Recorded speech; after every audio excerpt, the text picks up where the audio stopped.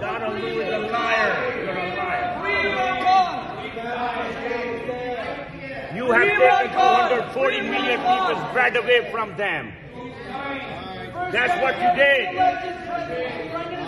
240 million people's bread away from them. That's what you did. Enough. You can sit in here quietly. Can't start doing that or else you'll be subject to arrest. So bring it down. We understand that, sir, but we have a freedom of speech.